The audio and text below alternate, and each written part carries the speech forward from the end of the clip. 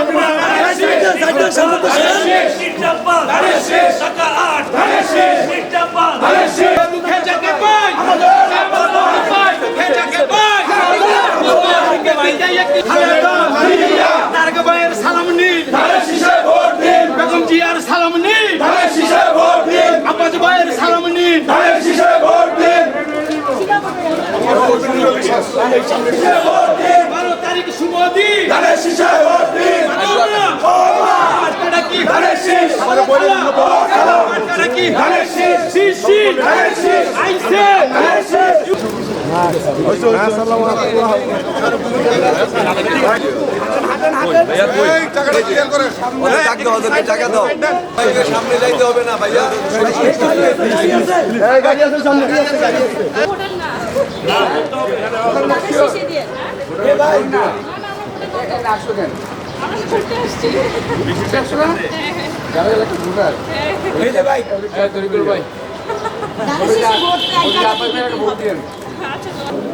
শুনলাম বিভিন্ন মাধ্যমে যে আমার দিকে বহু টাকা ব্যয় করছে এই কী বলে সকল বট বাহিনী, আমি জানি না সম্বন্ধে, আমার আইডিয়া কম, এবং তাদের প্রচার মাধ্যমগুলি যেগুলো আছে সোশ্যাল মিডিয়ায় তো ওর মাধ্যমে অপপ্রচার চালাচ্ছে বিএনপিকে, মানে যাতে মানুষ ভোট না দেয় এমনভাবে চেষ্টা করছে।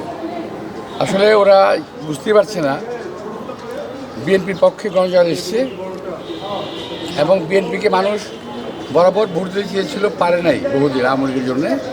এখন সুযোগ এসেছে এবং মানুষ বিএনপিকে ভোট দেবে আমরা আশা করছি আল্লাহর মধ্যে।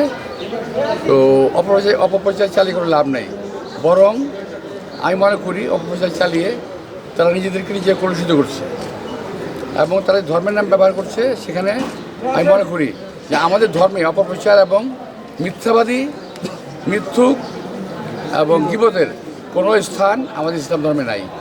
সুতরাং যারা করছে তারা আমি মনে করি ধর্মের বিরোধী কাজ করছে। আর স্যার, এই যে এআই নিয়ে যে বিভিন্ন ধরনের অপপ্রচার চালাচ্ছে, তো নির্বাচন কমিশন বা সরকার কেন ব্যবস্থা নিচ্ছে না? এটার কোনো প্রভাব পড়বে কি না তাদের কি কিছু? আমি প্রতিদিন বলি সরকারের একটি মহলের, একটি কর্নারের প্রচ্ছন্ন ইঙ্গিতে বিএনপিকে কাবু করার চেষ্টা করা হচ্ছে, বিএনপির বিরুদ্ধে অপপ্রচার চালানো হচ্ছে।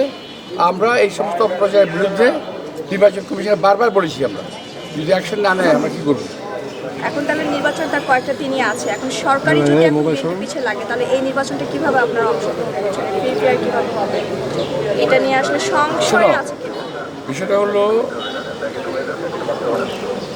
সরকারের একটা গ্রুপ তো আছেই, তারা কিছু লোককে নির্বাচনে জয়লাভ করাবেই। বিশেষ করে ওই যে একটা বাচ্চাদের দল আছে না, এই দলের ছেলে থেকে পাস না করলে আবার সরকারের অনেক লোকের অসুবিধা হবে, এই জন্য তারা তাদেরকে পাস করার জন্য চেষ্টা চালাচ্ছে। কিন্তু জনগণের যে স্রোত আছে, সমস্ত অপচেষ্টা ওই স্রোতে বেশি যাবে। আমার কথা হলো যে আমি এই বয়স পর্যন্ত ঢাকায় বড় হয়েছি, ঢাকায় পড়াশোনা করেছি। ঢাকায় আমি সিদ্ধেশ্বরী স্কুলে যখন বয়েজ গার্লস একসঙ্গে ছিল, ওখানে আমি 58-এ পড়ি। ওখানে ক্লাস 58-এই আমি ক্লাস 2-তে আবার ভর্তি হই বয়েজ সেকশনে। ক্লাস 4 পর্যন্ত পড়াশোনা করে ওখান থেকে আমি যাই সেন্ট্রাল গভর্নমেন্ট হাই স্কুল, ওখান থেকে আমি এসএসসি পাস করি, জগন্নাথ কলেজে ভর্তি হই। অতপর ভর্তি হই তৎকালীন সময় জিন্না কলেজ, এখন জেনেছি জুবিলি কলেজ। তারপরে আমি অনেক কারণে, বিশেষ কারণে সোহরাওয়ার্দী কলেজ থেকে পরীক্ষা দিয়ে আমি ডিগ্রি পাস করি। আমি কথা এই কারণে বললাম, ঢাকা শহরের প্রতিটি অঞ্চলে, প্রতিটি জায়গায় আমার অবাধ বিচরণ ছিল। সুতরাং কোনো কী বলবো ওটাকে, আমি মন্তব্য করতে চাই না। ওরা যে কথাগুলো বলছে, ওদের ওই বয়সে ওদের ভাষায় ওর চেয়ে কঠিন ভাষায় আমি কথা বলতে পারি। আমি প্রমাণ দিয়ে আসছি, পরিচয় দিয়ে আসছি। আমি বহু ঘাত পদাঘাত পেরিয়ে কিন্তু এখানে আসছি। আমার বয়সটা এমনি হয় নাই, বাতাসে আমি বড় হই নাই। আমি ওদের মতো অনেক সন্ত্রাসীদেরকে আমি পরাস্ত করে এখানে আমি আসছি। সুতরাং এই সমস্ত যারা বলে তাদের আসলে বাস্তব জ্ঞান বহির্ভূত, এরা শিষ্টাচার বহির্ভূত, এরা আদব কায়দা শিখে নাই। কারণ ওরাই বলে ওরা পড়েছে একটা এমন একটা জায়গায় যেখানে আদব কায়দা শেখানো হয় না, ওরাই বলে। আচ্ছা, আমার চলে যাবে ভাই। আদব কায়দাটা আসে ফ্যামিলি থেকে। ওরা এই সমস্ত কথা বলে তার নিজের পারিবারিক পরিচয় দিচ্ছে জনগণের কাছে। আমার তো অসুবিধা হচ্ছে না, আমি ভালোই আছি আল্লাহর মতো। আরেকটা প্রশ্ন আছে, ওই আপনি কয় মিনিট লাগবে? প্রতিনিধি নির্বাচন কমিটির চেয়ারম্যান উনি বলেছিলেন যে রাত বিরাতে যে বিএনপি প্রচারণা চালাচ্ছে সেগুলো আচরণবিধির লঙ্ঘন। বিএনপি বড় দল হিসেবে তারা আচরণবিধি লঙ্ঘন করেই নির্বাচন প্রচারণা শুরু হয়েছে, এই বিষয়ে আপনি কিছু বলবেন কিনা?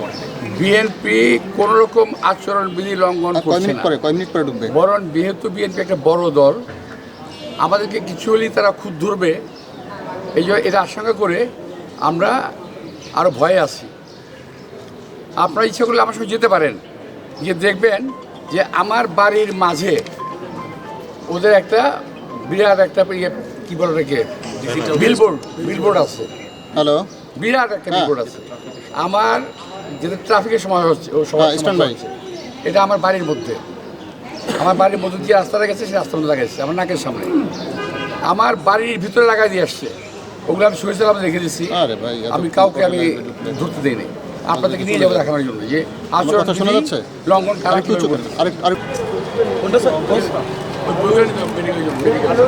বইগুলো কই শোল ভাই? হ্যাঁ, বসের বইগুলো কই?